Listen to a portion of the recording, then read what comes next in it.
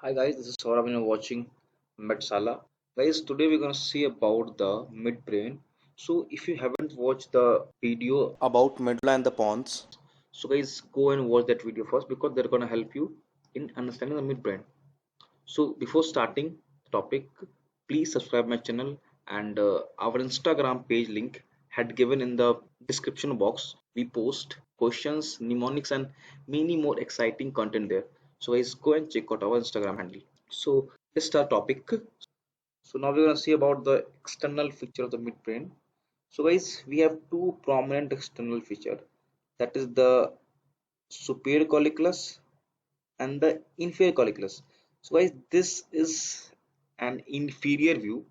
So note one thing, that the superior colliculus connects with the lateral geniculate body through the superior brachium, okay, and the inferior colliculus connects to the medial geniculate body through the inferior brachium. So one more thing that you can see, actually it's not the exact part of the midbrain, it is a part of the cerebrum. So you can see the pineal body just above the superior colliculus, and the next thing that you can see, that is the oculomotor nerve that is coming from the anterior side, and here you will have the cochlear nerve that comes from the posterior side. Guys, cochlear nerve is the only nerve that comes from the posterior part of the brain stem. Note that. So guys, all these were the external feature. Now we're gonna see the internal feature. We're gonna see the internal section at two level. The first level will be at the inferior colliculus and the second level will be at the superior colliculus. So guys, let's go and see the internal section. So the internal section of the midbrain is divided into three parts. The first one tectum, then we have the tegmentum, and then that bigger one we have the crus cerebri. So crus cerebri is almost constant at the both section. So the difference that comes at the superior collicular section and at the inferior collicular section is in the mainly the tectum and the tegmentum itself. So as tectum is the posterior part which has the superior colliculus and the inferior colliculus. At the superior collicular section, the tectum will contain the superior colliculus, and at the inferior collicular section, the tectum will contain the inferior colliculus. So guys, let's see the cross section in detail at the inferior colliculus level. So the first thing that you can note here is the inferior colliculus itself. So guys, what is inferior colliculus and what is its function? So guys, inferior colliculus will get the fibers from the cochlear nuclei that was present in the medulla. So these nuclei, and I hope you remember that the cochlear nuclei gives the fiber that forms the trapezoid body. Okay, suppose this is your trapezoid body. The fibers of the trapezoid body will come to the inferior colliculus. Let me draw a different color. So the fibers from the trapezoid body, that is the lateral lemniscus. I had told you that the trapezoid body forms the lateral lemniscus. So the lateral lemniscus will go and make the connections with the inferior colliculus. Actually, the lateral lemniscus will be somewhat here. So it will go and make the connection with the inferior colliculus. And after that, this inferior colliculus gives the fibers to the medial geniculate body of the thalamus, and from the thalamus it will go to the respective center. So this was the function of the inferior colliculus. And the second thing that you can see, that we have the nucleus for the trochlear nerve. This nucleus will wind up and give the trochlear nerve. And the third thing that you can see, that we have the mesencephalic nucleus of the trigeminal nerve. And you can see here we have the medial longitudinal fibers here. So guys, this thing you can see Actually, it is not exactly like that. It has some division. See, this will be your lateral lemnisci, this will be your spinal lemnisci, this will be your trigeminal lemnisci, and this will be your medial lemnisci. So all these lemnisci is arranged very near to each other. So that's why in this picture all this lemnisci has shown together. So as I said you that the lateral lemnisci will give the fibers to the inferior colliculus.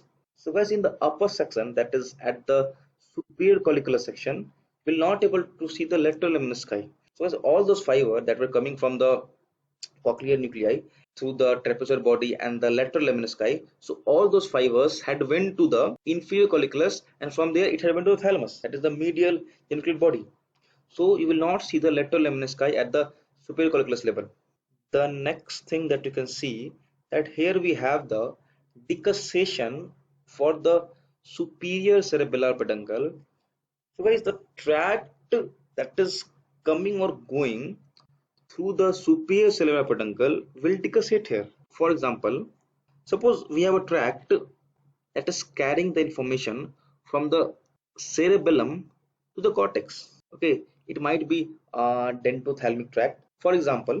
Okay, so this dendrothalamic tract will carry the fibers from the cerebellum to the thalamus, and from there it will take to the cortex.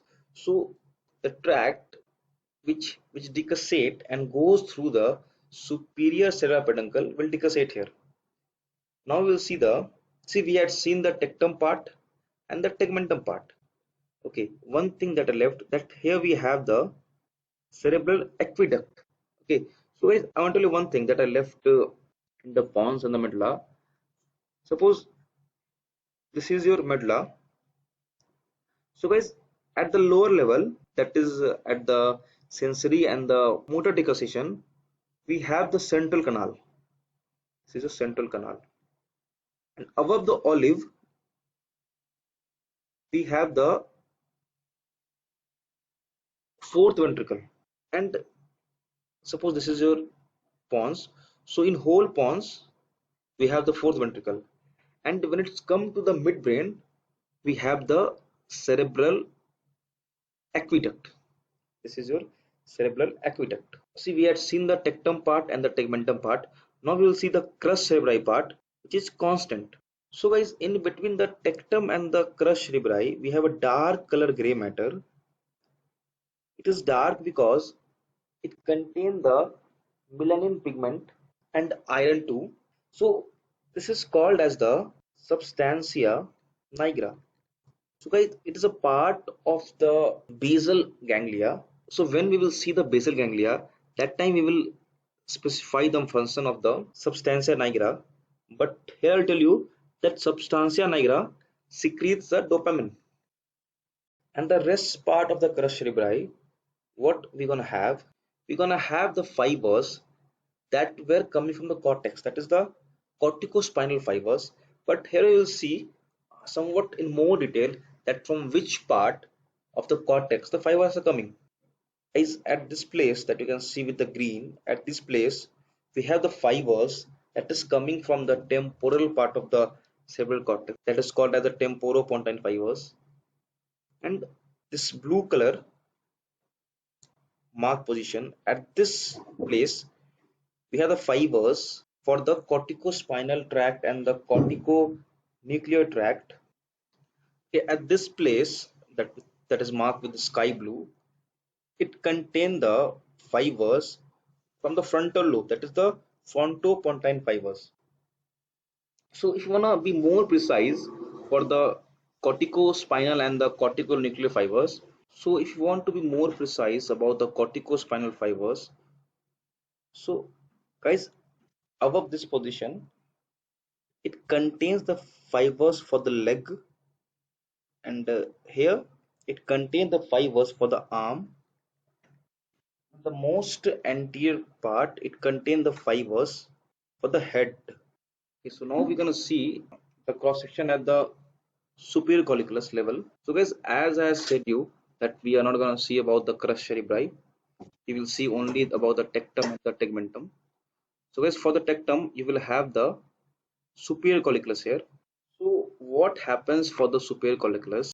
Actually, superior colliculus get the afferent information from the spinotectal tract, and that the spinotectal tract, from there the information will go to the lateral geniculate body of the thalamus, and we have one more nuclei that is called as the pretectal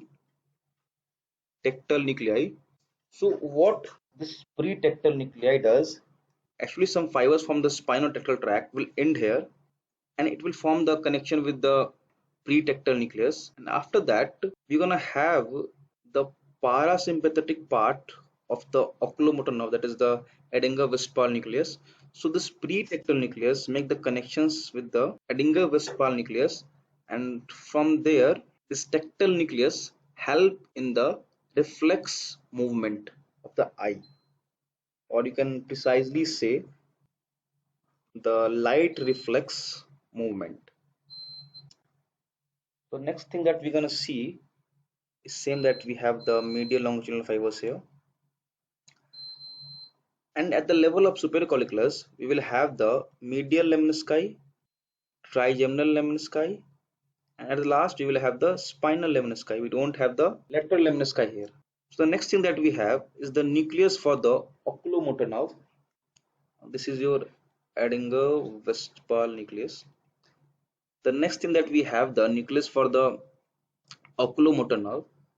So the fibers from the Edinger-Westphal nucleus and the oculomotor nerve nucleus will form the oculomotor nerve. This is your oculomotor nerve, and this is your mesencephalic root of the trigeminal nerve, and here you have the cerebral aqueduct. And you can see one more prominent thing, that is the red nucleus. So guys, the red nucleus is part of the rubrospinal tract.